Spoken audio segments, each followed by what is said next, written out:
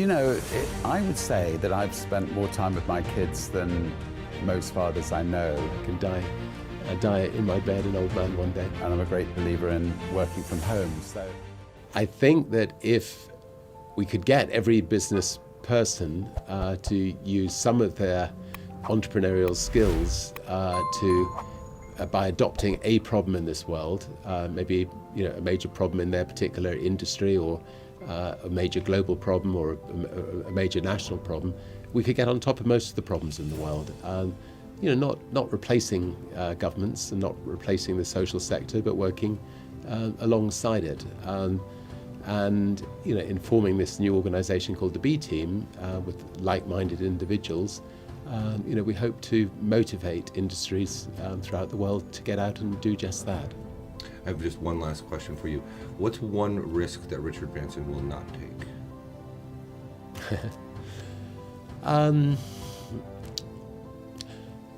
Well, it sounds strange coming from me, because I have put my life at risk on many different occasions and been fortunate to survive. But I do actually enjoy life enormously, and there's a lot more to achieve.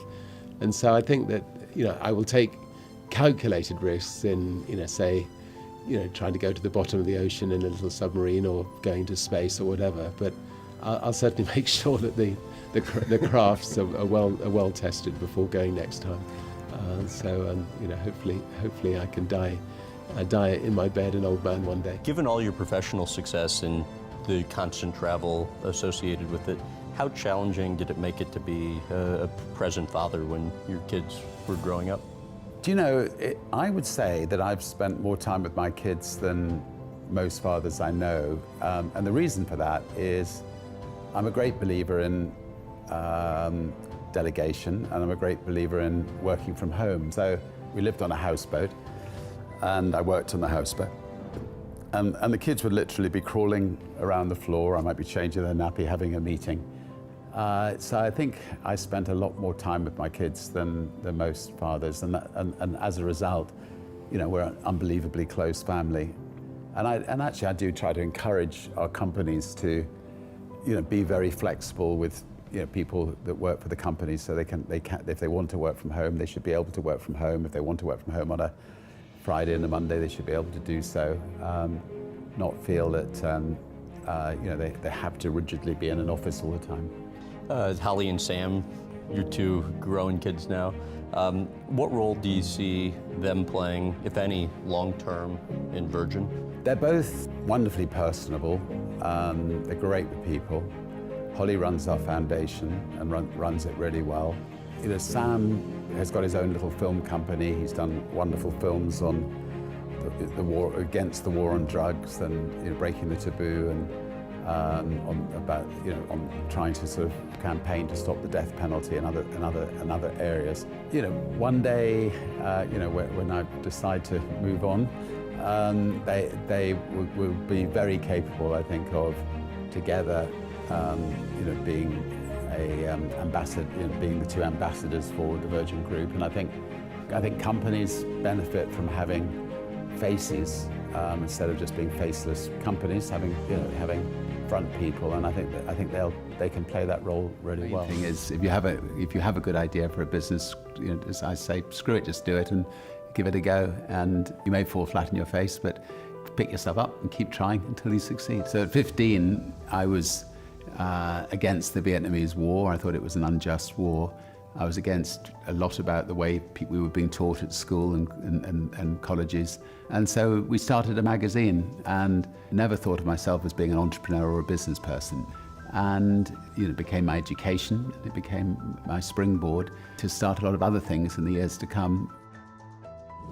I think the important thing to think about business is that business isn't really business.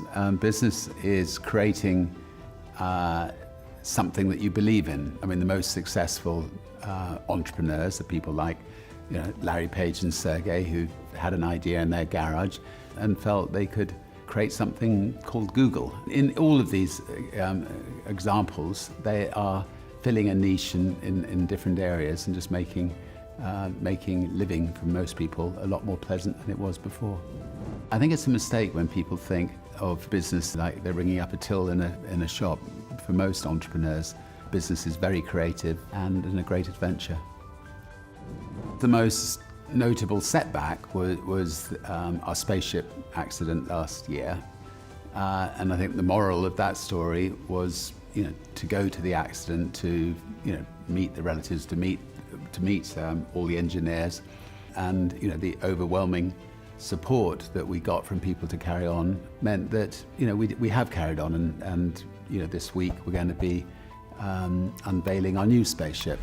There's no point in coming up with a great idea unless people are going to know about it. So one thing I've learned over the years is to use myself, which is cheap to use, to get out there and put my companies on the map. I've sunk crossing the Atlantic and trying to break a transatlantic speed record. I've crashed in the Atlantic trying to be the first to cross in a balloon. I've been dropped down a building in Las Vegas and hit the side of the building on the way down. Anyway, we've gone to extreme lengths to get Virgin well known, but it seems to have worked. I seem to have survived, and it's been a great adventure and a lot of fun in the process.